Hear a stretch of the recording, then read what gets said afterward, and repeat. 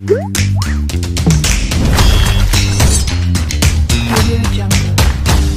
मंडळी, अहो बघताय ना, आज काय मिळालं आहे. आज मिळाले आहे रानात जाऊन माझ्या आजीने किंवा आम्ही सगळेच गेलेलो आज रानामध्ये फिरायला. तर आम्हाला मिळाले आज मशरूम्स, म्हणजेच आपले मराठीमध्ये बोलायचं झालं तर मिळाले होते आज आळंबी. आणि जास्तच फुलले नव्हते ते, थोड्याफार मला कळ्या मिळाल्या आणि 2-3 मला फुललेले मिळाले. तर मी ते सर्व घेऊन आले कारण मला रेसिपी करायची होती, तुमच्यापर्यंत ती पोचवायची होती. तर कशी झाली ती बघूया आणि आपण आता सुरुवात करूया आपल्या रेसिपीला. आणि ही पावसाळी सिरीजमधली आहे दुसरी भाजी. तर बघा तुम्हाला आवडते का आणि मला कमेंट नक्की करा. तर इथे सगळ्यात आधी घेतलेलं आहे मीठ, हळद, गरम मसाला, इथे कलरसाठी आणि तिखटसाठी हा घेतलेला आहे लाल तिखट मसाला, ही कांदा लसूण चटणी आहे आणि इथे घेतलेला आहे मी कढीपत्ता. कांदा घेतलेला आहे एक मोठ्या साईजचा कट करून आणि टोमॅटो मी एकदम छोट्या साईजचा एकच कट करून घेतलेला आहे कारण टोमॅटो जास्त त्यामध्ये घालता येत नाही भाजीत, जेणेकरून भाजी ती आंबट होण्याची शक्यता असते. आणि इथे घेतलेलं आहे इथे वाटप आणि सगळ्यात महत्त्वाचं इथे घेतलेले आहे मी आळंबी, ज्याला इंग्लिशमध्ये मशरूम्स म्हणतात. तर हे मी साफ करताना व्हिडिओ नाही करू शकले कारण व्हिडिओ खूप लॉंग झाला असता, म्हणून मग मी डायरेक्ट साफ करूनच मिठाच्या पाण्यात घालून ठेवावे लागतात हे. म्हणून हे बघा, मिठाचं पाणीसुद्धा आतमध्ये आहे. तर जेव्हा तुम्ही हे साफ करताय तेव्हा ते व्यवस्थित बघूनच साफ करावे लागतात कारण त्यामध्ये किडे असण्याची शक्यता दाट असते. शक्यतो न फुललेलेच वापरायचे आणि जी कळी असते ती खायलासुद्धा टेस्टी लागते आणि ती त्यामध्ये कोणत्याही प्रकारचं जंतू आतमध्ये जात नाही. आपल्याला बघूनच ते घ्यावे लागतात व्यवस्थित. तर माझं तर इथे सगळ्यात आधी मी एक कढई ठेवलेली आहे आणि आता त्यामध्ये ॲड करते मी तेल.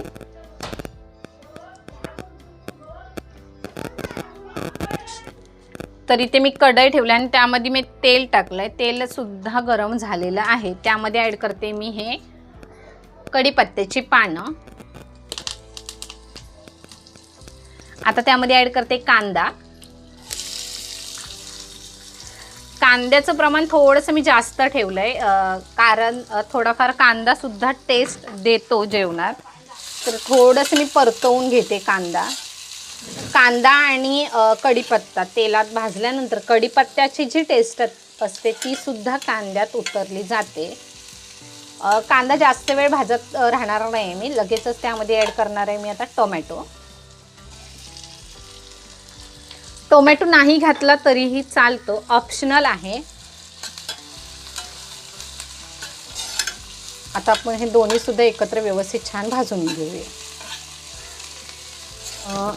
कसं झालंय, मला आता जास्त वेळ मिळत नाही. मी कामावरूनच येताना 5 वाजता येते, त्यानंतर मी व्हिडिओ शूट करते, मग अंधार होतो आणि चुलीजवळच्या खोलीत जास्त असं उजेड येत नाही आहे किंवा लाईटीचा सुद्धा कमी उजेड पडतो. तर प्लीज माझ्या व्हिडिओमध्ये समजून घ्या, थोडासा लाईटीचा प्रॉब्लेम होतोय. एकच रविवार मिळतो पण त्यामध्ये सुद्धा एवढं सगळं करणं शक्य होत नाही. सो म्हणून मी वेळ काढते आणि संध्याकाळच्या वेळेनं आता भाज्या करायला चालू केलेल्या आहेत. तर थोडंसं समजून घ्या आणि थोडंसं मला सपोर्टसुद्धा खूप छान करा. तर आता आपण यात टाकून घेऊया मसाले सर्व घेतलेले. कांदा लसूण मसाला सर्वात आधी मी ॲड करते. त्यामध्ये लाल तिखट मसाला,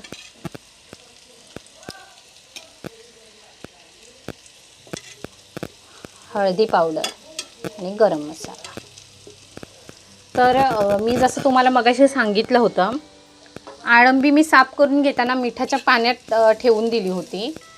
त्याचं कारण आता जर तुम्ही ही भाजी करताय तर थोडंसं मीठ आधी चव घेऊन मगच त्यामध्ये ॲड करा. आधीच मीठ ॲड करू नका, जेणेकरून आपल्याला टेस्ट कळायला पाहिजे. तर आता मी यामध्ये ॲड करते जे आळंबी घेतली होती ती आतमध्ये ॲड करते.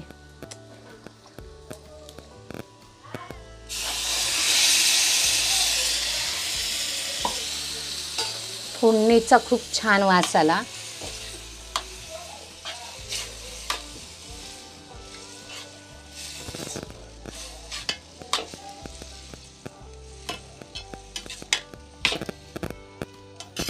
गरजेनुसार पाणी ॲड करायचं आहे. मी आज भाजी बनवते आळंबीची.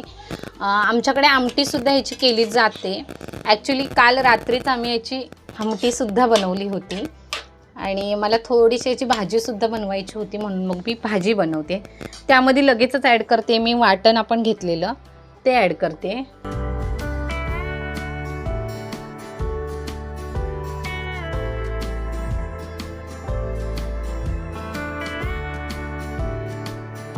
तर इथे मी हे वाटण टाकून घेतलेलं आहे आणि आता आपण ते छानसं शिजवून देऊया. एक जास्त नाही, एक 5 ते 10 मिनटं फक्त हे शिजवायला लागणार. गॅस असेल तर 5 ते 7 मिनटात शिजलं जातं, पण चूल आहे एकसारखी आग त्याला लागली जात नाही, तर त्यामुळे थोडासा वेळ लागण्याची शक्यता असते. तर आता आपण हे शिजवून घेऊया, झाकण देऊ. थोडंसं मी पाणी ॲड करते, एकदम थोडंसं पाणी ॲड करते आणि थोडंसं आपण मिक्स करून घेऊया.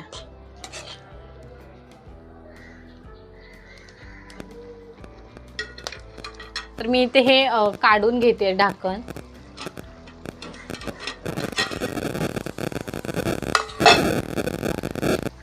एकदा आपण फक्त हलकंसं त्याला हलवून घेऊया.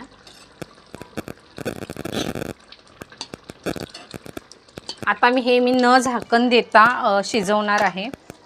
काही लोक न वाटपाचा उपयोग करता सुद्धा केली जाते, पण ही मी जी भाजी बनवली ती उसळ टाईप भाजी बनवलेली आहे. आता त्यातलं पाणी फक्त आपण थोडंसं सोक व्हायला देऊया. मी सगळं पाणी ह्यातलं सोक करायला नाही देणार आहे, एकदम थोडंच पाणी सोक करायला देणार आहे. कारण जेव्हा तुम्हाला भातावर किंवा भाकरीवर खायचं असतं तेव्हा सुकं सुकं खावत नाही, मग थोडंसं ओलसर असलं तरच ते खाण्यासाठी छान लागतं. तर हे शिजवून देऊया आपण. आणि तुम्ही अजूनही माझ्या चॅनलला सबस्क्राईब केलं नसेल तर प्लीज माझ्या चॅनलला लवकरात लवकर सबस्क्राईब करून घ्या. आणि पावसाळी सिरीजसाठी आता खूप छान छान भाज्या मला मिळायला लागल्यात. ही माझी दुसरी भाजी आहे, दुसरी रेसिपी मी टाकलेली आहे पावसाळी सिरीजची. तर लवकरच अजूनसुद्धा भाज्या आहेत. टाकळ्याची भाजी आहे, त्यानंतर शेगलाची भाजी येते, बऱ्याच भाज्या आहेत, मला आता नावसुद्धा आठवत नाहीत, एवढ्या भाज्या आहेत. तर मी त्यासुद्धा टाकण्याचा प्रयत्न करणार आहे. आणि पावसाळी सिरीज ही मी कंप्लीट करणारच आहे. ही मी स्वतःशी एक चॅलेंज घेतलेलं आहे, कारण मला ते तुमच्यापर्यंत पोचवायचे आहेत आणि आमच्या कोकणात किंवा कोकणाबाहेरील लोक ह्यांनी बघितल्या पाहिजेत त्या. तर त्यासाठी मी पूर्ण प्रयत्न करते. पण मला तुमचा सपोर्ट नसेल तर मी काही करू शकत नाही. ते भाजी आपली थोडीफार सुकत चाललेली आहे, तुम्ही बघू शकताय. ह्याचा वास आणि टेस्ट थोडीफार मटणासारखी सुद्धा लागते. भाजी तयार झालेली आहे. आता आपण ही सर्विंग बाउलमध्ये काढून घेऊया. तर मंडळी बघू शकताय आपली इथे अळंबीची भाजीची होती ती बनवून तयार झालेली आहे आणि खायला एवढी चविष्ट झाली ना, वाव, खरंच खूप छान झाली, खूप टेस्टी भाजी झाली. तुम्ही सुद्धा एकदा नक्की ट्राय करून बघा. जर तुमच्या आसपास कुठे मिळत असतील तर तुम्ही सुद्धा नक्की ट्राय करा आणि मला कमेंट करून नक्की सांगा ही भाजी कशी झाली ते. आणि जर तुम्हाला ही भाजी आवडली असेल तर व्हिडिओला लाईक करा, चॅनलला सबस्क्राईब करा आणि आपल्या मित्रपरिवारांसोबत नक्की शेअर करा, जेणेकरून तुम्हाला चुलीवरील नवनवीन रेसिपींचे व्हिडिओ सगळ्यात आधी बघता येतील. धन्यवाद.